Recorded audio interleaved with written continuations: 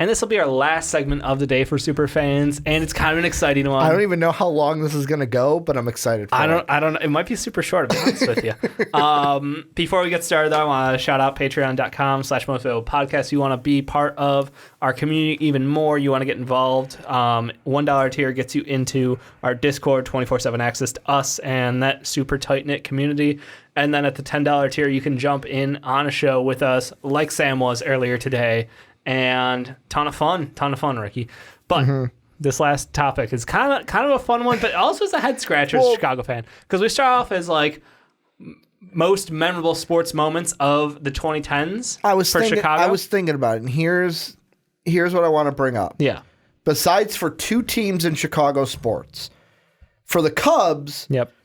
All of our memories of the decade, it's 2016. 1 year. Every other year doesn't fucking matter. Yep. But even the run that the Cubs went on from 2015 to 2017. The loss to the Mets in the NLCS. Loss to the Mets, then winning the World Series. Yeah. How we won the World Series. That whole thing is just We could have went to 3 straight World Series. True. Who knows if we would have won them all. Then you have the Blackhawks, where 2 Stanley Cups for sure. Yeah. They also had a streak of 3 Western Conference Finals. Yep. Lost to the Kings in the 13-14 season. Here's the question with the Hawks. Yeah. Do you count the first title? Because it was the 09-010. Nope. Technically, the Cup win happened in 2010. But so the season itself, ooh, that's a toughie. That's the only thing. Like, technically, for basketball, we're counting the 10-11 seasons. Because we didn't do it for basketball. The only reason I thought we didn't do it for the all-decade team was it's way too hard to figure out, well, were they on the team? Did they get traded? Their stats aren't the same because half their stats were in 09. I'm fine with disregarding this one because half of that season happened in 2009. Yeah, I think hockey and basketball are very similar as far as their season play out. But that's an interesting one. Yep. So technically they did squeeze another championship in this decade. Yeah, 2 to 3 depending on how you want to look at it. But the season itself was the 9-10. The rest of the teams, the Bears, the Bulls, the Sox, the complete opposite. Nothing but despair. Nothing but because I was looking at this. We got close as the Bears. Do you remember what happened in 2010? Do I need to reopen that wound? I know what happened in 2010. That's why I said we got close. And I stopped talking. I was thinking about it. It's like, man, besides for 2 of our sports teams, this isn't a happy segment. This is kind of like a frustrating segment of what could have been in Chicago sports. There's still moments, like, as a Bulls fan, I will never forget. And Stacey King, thank you for this. You are a legend in the front, in the commentator section, whatever, commentator. Yeah. He is one hell of a color guy. Didn't you get the memo? Yes. Derrick Rose goes upstairs. Goran Dragic, did you not get the memo? Derrick Rose goes upstairs. That's one of my favorite Bulls highlights of all time. Also, we mentioned because it goes hot with sauce. It. Hot Sauce Kyle Korver was a great call, but that one gets used a lot. The Derrick Rose one was just Derrick Rose literally floating upwards. It was just incredible, and that was one of those moments. Unfortunately, to go with that, you also have the Derrick Rose injury against Philadelphia in the playoffs. That's one of the moments that I will never forget as a Chicago sports fan. That was a a team-changing moment because that changed the franchise forever. We were never the same. I feel like the Bulls had more moments to where it was like, yes, we never got there. Yeah. Yes, the big moment is the Derrick Rose injury. Yeah. And then that just tainting the entire decade. Like you said, the all Bulls team stopped. It's never going to be the same. Year. Never going to be the same. But even like we mentioned with the Bulls in the last segment, the bringing the Celtics to 7 games with D Rose. Then almost beating the Celtics with Rajon Rondo. That was a great winning moment. Game 1, Game 2, and we're feeling Carlos Boozer nut punch. Oh, the nut punch. Memorable moments. These are all memorable moments for the Bulls. Taj Gibson, his poster over I think it was, he dunked in the playoffs over Chris Bosh. And we were all excited. And LeBron James, of course, getting tackled by Kirk Heinrich. Yeah, we mentioned all these things earlier because Muhammad. we were literally thinking about trying to figure out how this is going to work out for this segment. And we list off a bunch of good ones. I want to give them a shout in case you didn't catch out that first segment. But the Bulls, it's frustrating because we peaked so hard so early in this decade, and really a lot of our hopes and dreams kind of rode on Derrick Rose's back, and unfortunately that man can't land. So God, and also in Chicago, Stacey King line, like you mentioned Stacey King, this is just 1 year.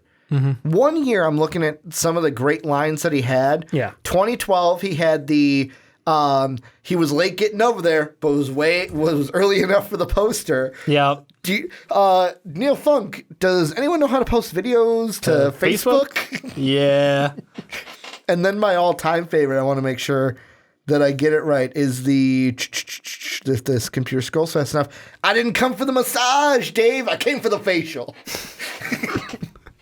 One of the best lines from Stacey King in Chicago. And I know I got into an argument with Brandon about this because Brandon doesn't like Stacey King. How do you not like Stacey King? That was my thought. Like, here's my thing is great color guys paint pictures and Like make Hawk for the they Sox. make the moment more than it is. And that's what I think it is I will have a forever memory in my head of specific plays. Like, I can picture, we were listening back to one of our earliest segments we recorded, and Crabtree pulls Trey. I think that was this decade, I think. That was the Texas Tech game. Yes, it was. And it was insane. And that moment, like, I hear that voice in my head, and I can picture the play perfectly. Like, we're still clear in my head. I think we were hanging out watching that game. We were. Yeah. I know we were because we were at we were in basement. Okay, God, no, that was 2008. So that was damn, before that's the so decade. old. Very old. Anyway, And that's point being, Brent Musburger, his voice that you'll always imitate. and that's the thing. Like, I think that just great commentators lock in those moments and they paint a better picture than you could ever. Like, on your own, I'm like, Michael Crabtree scored a touchdown. Yeah. But then when you see him rip free of his defender and just tiptoe that. Jam the like computer. jam it into the monitor. Jam the monitor. Did you hurt your finger there? No, Okay. just making sure I didn't hurt it. And he goes for a touchdown. It was an insane play, and it was the highest stakes possible for that game. It was insane. Like, that's Stacey King in the Bulls. He does a lot of lifting for this Bulls team. Like, let's be honest, we've had some down here, and he's always given it. And He's the entertainment. he is. He's half the reason to show up to those games. We had the best mascot in sports for a while. Benny the Bull. Benny the Bull, the guy in the Bull would Yeah. be my thing. The 'Cause original Benny. He moved on. Yeah, the original unfortunately. Our new one's okay. He's not bad, but he doesn't hold a candle. Anyway, so yeah, the Bulls, it's been a mixed bag. We've had our highlights. We've had the lowest of lows with Derrick Rose's injuries. And I think that kind of paints the decade as is for this Bulls team. We're really just hoping towards something in the future. The TNT streak. You don't want to play the Bulls on TNT primetime, baby. It's still alive, isn't it? Is it? No, I thought it killed last year. The Warriors killed got it. on TNT. Check it. You might be right. Warriors TNT win streak. It was a home. Yeah, it was the home Bulls team. We won 20 straight. Fuck the Tribune. Like, I get it. I like these papers. I'll tell you this. This is a quick aside. Yep. You're being demolished by the online world. You want to know how you don't get me to read your paper? By making me pay for the article. Yeah. Because guess what? I ain't going to pay for it. The Bulls have won 16 straight regular season games. We got to 20 straight in April 17th of 2017. So, okay. I thought it came to an end, but still, I know they didn't book us for any last year. Hey, you don't want to play the Bull. Like, we played the Warriors on TNT, and it was like, oh man, this is where it comes to the end. Holy shit, we beat the Warriors? Yeah, what's going on? Like, what is this? So I mean, yeah, I would say that would be a moment. The TNT home games. I'm trying to think. That's a series of moments, though. Yeah, but I mean, just the collection as a whole. Yep. With the Chicago Bears, trying to think of, is there any moment that comes to your mind besides because the two that I think of are not great moments. Double doink. Let's just get out of the way. Let's double doink. The double doink. Just get out of the way. Like, that comes to mind, and then also Jay Cutler on a bike. Yep. Jay Cutler riding that exercise bike. Is he going to get back into the game? Yep. Like, otherwise the Bears have had very mediocre seasons before Chris Conte 2017. Forgetting that he's playing defense in the backfield against the Green Bay Packers. Yeah. That one happened. The Mark Trestman days. God. Yeah, no, I'm sorry. The Bears are not happy moments, really. That's not really our thing. You're right. Yeah. We were a good team. We had great defenses. We've had good offenses. Couldn't really put it all together at once, and that's led to a lot of disappointing memories. And then even the White Sox, where it was to me, just take it. This is your moment, Ricky. Well, no, I mean, first off, the thing that I think that the Sox and the Bulls have in common is what you were talking about. Well, not just that. Maybe that's because of this. But the announcer thing you were talking about. Yeah. Because legendary. up until, what was it? Was last season his last season, Hawk? No. I think last season he was doing part-time at best. And now he's officially done. He might have been officially done last year and doing part-time the year before. Because I know he did some home games the one year where it was he only did the home games, didn't go on the road, but he's the voice with the Sox, where it was even though you look at 2010 to now, to where it's not making the playoffs, the best season are oh yeah, we finished in 2010 and 2012 second in the AL Central. It's really to me, it was really Hawk Harrelson that made some of the great moments. We did a video for it when we were way back, the Onside Kick channel. Philip Humber, Dave. Now Philip Humber in a video, young Ricky Widmer, 7 years ago? So that would have been 22-year-old Ricky Widmer. He retired from broadcasting on September 24th, 2018. Okay, so it was not this past season, but the year before. The 62 and 100 season. Yeah, after going his final game, a 6-1 loss to the Cubs in the Crosstown Classic. I would have liked him to go out on a win. We won the cup, I think. Yeah, but that was the thing. We won the thing that didn't matter. The cup don't matter. No, it didn't. It's the stupidest thing in the entire world. Consolation prize. Yeah. Anyway. But yeah, besides that, it's you've got in this past decade, you think of, because Burley's perfect game wasn't in this decade, right? 2009. We missed out by a little bit. Edwin Jackson, was his no-hitter in... Let's see. Edwin no-hitter. No, that was with the... I'm thinking that was not when he was with the White Sox. Yeah, that was we traded Arizona. for him after his no-hitter. Wow, 149 pitch, 8-walk no-hitter. Going the distance. Not a perfect game, just eight walks. No wonder you threw 150 pitches in that game. It's hard for me, like I said, besides the Hawks and the Cubs, to find it's a little hurtful. Positive, a lot of positive moments. Even with any of these teams, though, I'll say the Bears or the Sox. Yeah. Does a positive moment come to mind? Nope. But I'm not a positive person. Yeah. Most time, I'm the guy who is going to. Mm-hmm.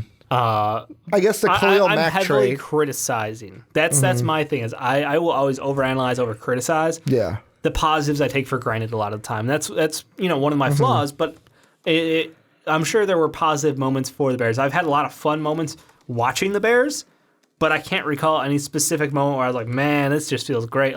I guess. Oh shit. You know what? No.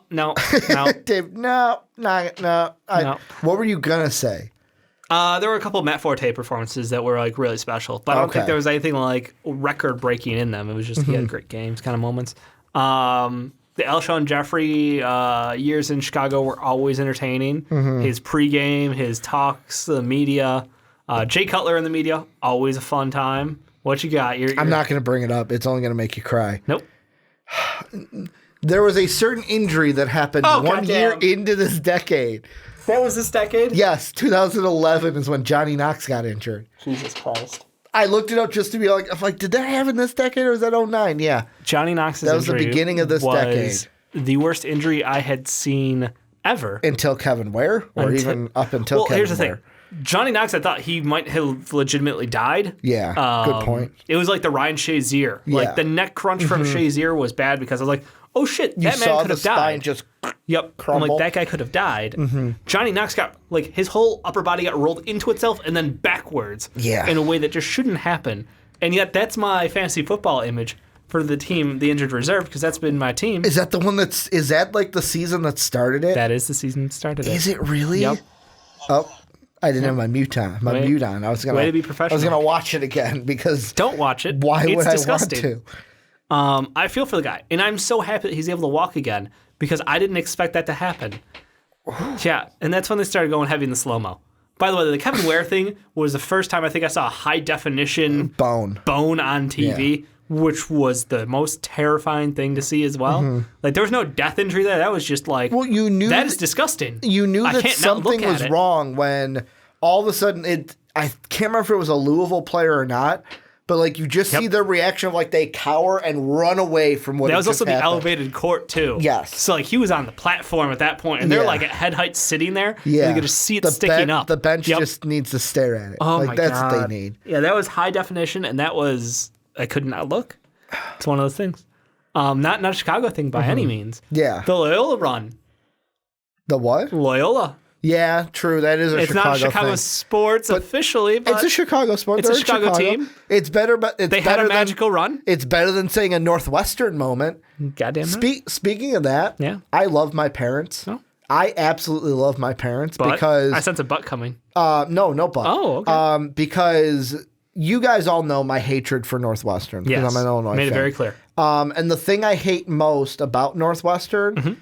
Is there billboards that you see all over town about Chicago's Big Ten team? Yeah. And I said that, and my dad's like, but they're in Evanston. They're not in Chicago. And I was like, my mom's like, yeah, they're in Evanston. I'm like, I love you guys. Yep. You guys are great. That works. I know they're not in Chicago, but this is what they say, and they false advertise. And it would be like saying their moment. But no, Loyola Chicago is in Chicago.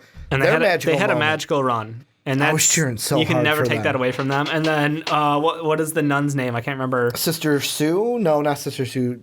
Sister Joy. I'm gonna look it up. Yeah, look it up because that was the whole thing. It's not just the team and the play, but also they kind of had we're doing it for her kind of a moment. Sister Jean. Sister Jean. Sister Jean. Mean Sister Jean. Yeah. No, God, that was still going. 100 years old. Damn. Insane. Could you imagine what it would be like to be... Would you want to get to 100? Shocked I got this far. Wow. 30 years old. Shocked I got this far. With some of the dumb shit we did as kids, though, it's surprising that Darwinism didn't take its form in our childhood. Absolutely. But no, I mean, that's one of the most positive moments. And even though they didn't win... it's a moral victory. Final Four. It's a moral victory. I would take it. Yeah, didn't they get to the Final Four in that one? Let's see. I'm trying to think of another team. Far did you go? I don't really follow the Chicago Fire at all. Yeah, no. I don't think we're very good. The big thing about the Fire this decade is the whole logo debacle. Everyone's pissed off about their logo because I guess the team wants to change it, but it looks kind of like a crown now. And everyone's upset because you didn't need to change it, and number two, there's a big majority that hate it because they feel like it's paying homage to the Latin kings. Oh, because of the crowns and stuff. Yep. And there's actually like a petition to get it changed. Yeah, they went to the Final Four. All right, so yeah, that's our happy basketball moment. God, that was a great tournament in general. In that same bracket, you had the UMBC. Upset over Virginia. Man. Jordan Lyles, the only college kid to get a wet boy on the fast break. Jordan Lyles. But yeah, this decade for Chicago, besides the Cubs and the Blackhawks, Cubs and Blackhawks, it's not a lot of big team success. It's just individual moments here and there. Yep. No, it's true. It's true. We had a couple Pro Bowlers. I mean, on the Bears. Had a couple All Stars on the Bulls. But, put the thing together. The White Sox, you got, Alexi Ramirez was good for the White Sox. We've had a lot of good players. Jose Abreu in 2014, his Rookie of the Year season. Rookie of the Year and Silver Slugger. I'm not saying anything bad about him. I just think that, individual success is the best they could hope for. God, remember Carlos Quentin? Quentin. Left field, right? He was left field or left-right corner outfielder, I think. Did we have Ken Griffey Jr. this decade? I think you did. We were on the roll from Jim Thome and Ken Griffey Jr. Jesus Christ. And I think you had Manny Ramirez. Ramirez. Manny being... Because you sold the dreadlocks. Yeah, we did. We sold the dreadlocks with the hat. I'm a huge Ken Griffey Jr. fan. Did you guys have Griffey this decade? The whole decade's just God, blurred it's together. so long. It is. 10 Decades are years long. is a long time to remember. It's very long. That's the problem. Especially when I barely remember what I had for dinner yesterday. Seriously. No, 2008. Oh, thank God. There we go. He was a White Sox in 2008. So there you go. My White Sox memories, I'm digging all the way back. So I go Burley and I go... at the trade deadline, the day of the trade deadline, Yeah. the Griffey was traded to the White Sox in 08 in exchange for pitcher Nick Massett and infielder Danny Ricard. Great deal. Great deal. Ending his 9-year tenure in Cincinnati. 9-year tenure. That's great. And then as a free agent, he went to the Mariners. Yep.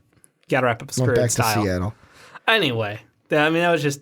There's been a bunch of fun moments, but just nothing massively stands out. Why don't you talk about the Cubs? That's the happiest moment you've got. The Cubs, it's all Talk about the run. Talk about the whole run up to the series, because that's a magical thing, and I don't want to. I mean, you got to think of this. In the precursor to this decade was kind of the 07, 08 seasons, because we were in high school at the time. Good seasons, making the playoffs, getting bounced in the DS. And then it was just a lot of just mediocre. That's when we moved from Lou Piniella, and we went to what was his fucking name? I think it was Dale Sweavum. I can never say his name right. He used to be with the Brewers, but then we go on to Rick Renteria.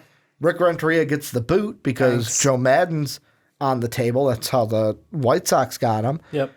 And then it's just like start of 2015, boom, something happened. And it's like, holy shit, what run, even though it was just a 3-year run, because we're in a little bit of a lull. Yep. But like that 2015 season, how Arrieta came on, comeback, like he was a comeback player of the year, I think that year, Joe Madden manager of the year, Chris Bryant in his rookie season. That game against the Pirates, Arrieta pitching, like, holy shit, we beat the Pirates. Then we go on and win in the DS against the Cardinals.